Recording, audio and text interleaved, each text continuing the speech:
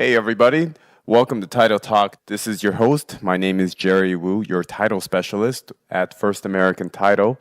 And welcome to another installment of Title Talk Tuesday. I'm really excited to give you guys a little more insight about things in the title industry, what we look for, certain things that will hold up escrow or the escrow process.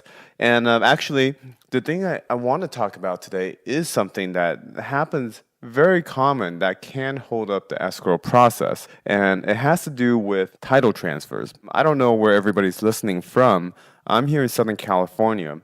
In our area, we have a lot of people that like changing their title around. And, let me simplify that a little bit. What I mean by that is they want to add somebody on title, they want to remove somebody off title, they want to change the name, completely, and so forth, which, you know what, here in Southern California, at least here in California, that's perfectly fine, perfectly legal. What is required to do that is the people that are currently on title, needs to sign in front of a notary a document called a grant deed, or it can be a quitclaim deed. This deed, once signed, has to just be taken down to the county recorder office and recorded, okay? You can do this at any time. It doesn't have to go through an escrow, and it does not have to go through a title company.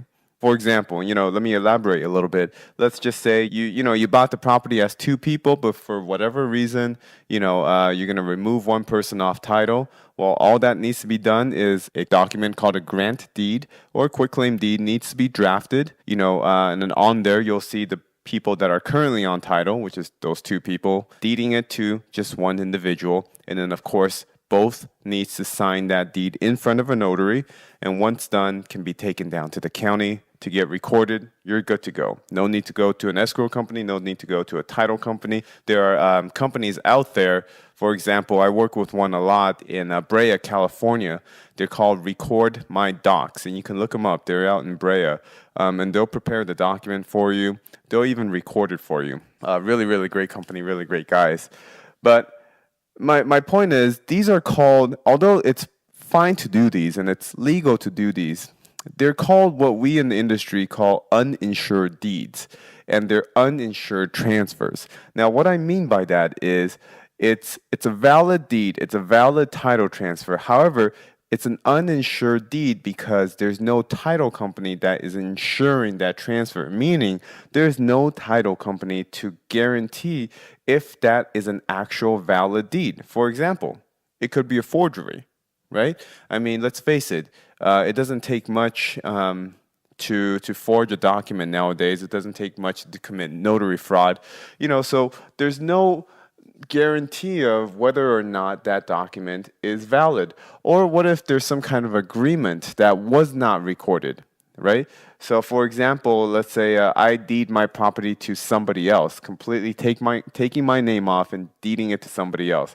But maybe we have a unrecorded written agreement somewhere under my closet, or my bed that says, the property cannot be sold within 2 years. And if it's sold within 2 years, I have to collect X amount of money or proceeds and so forth. So there could be a lot of unknown things, or it can be flat out fake fraud.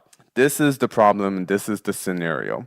Whenever there is an uninsured deed and that property goes to sale in the future, the title company, whose job, remember, is to make sure that the new buyer receives free and clear title, we're going to want to verify that uninsured deed. We're going to want to make sure that it was a valid transfer, that the person who signed it was the person who signed it, and that there was no other known or unknown agreements. So let me give you a scenario. So say, for example, person A decides for whatever reason to deed his name off title and changes it to person B. Now person B owns the home, right? Title is under person B's name. Person B then maybe a year or two later, maybe even 3 years, decides that, it's time to sell this home. So he puts it on the market, gets an offer, accepts it, opens escrow, opens title, right? Now, what's going to happen is title company is going to see that uninsured deed when person B came on title and say, ooh, you know what? Perfectly fine, but we're going to need person A to sign this affidavit for us that says I did indeed sign this deed and there's no other agreements known. That's all it takes. Okay? And this affidavit generally needs to be signed in front of a notary. So it seems like a simple thing. However, a lot of problem can arise out of this. For example, what if person A can't be found anymore? What if person A is in another country? What if person A doesn't want to sign this affidavit? So a lot of these things can arise that can potentially delay your escrow closing process. So again, I guess the point I'm trying to make in today's segment is that you can change the title of your home without going through title or escrow. It can be done through a gift, just by doing a gift, recording a grant deed. However, just keep in mind there's a very good chance that whoever deeded that property or that uninsured deed or signed that uninsured deed may need to be called upon again in the near future to sign affidavits or to be asked, hey, did you actually do this? Give us some kind of letter or something like that to prove you actually did this or signed this affidavit. Okay?